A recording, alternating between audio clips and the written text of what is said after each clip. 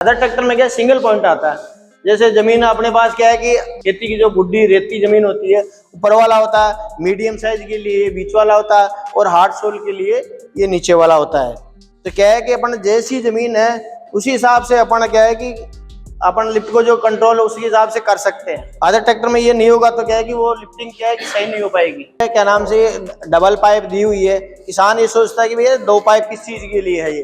ये क्या है कि जैसे अपना पल्टी प्लाऊ चलता है या लेजर लेवलर चलता है, तो उसके अंदर क्या है कि एक के अंदर से ऑयल जाता है और एक के अंदर से वापस जाता है।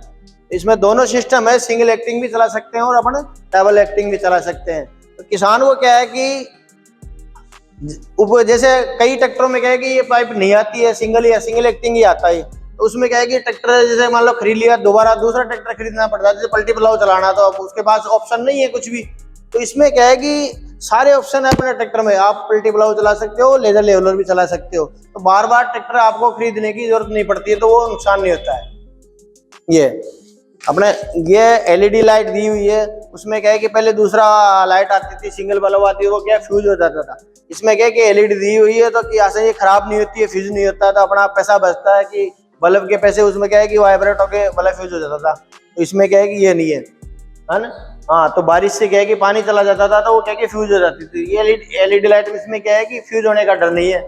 ये अपने नंबर प्लेट की लाइट दी हुई है, जैसे अपने लग्जरी गाड़ियों में आती है ना, 4 व्हीलर गाड़ी में।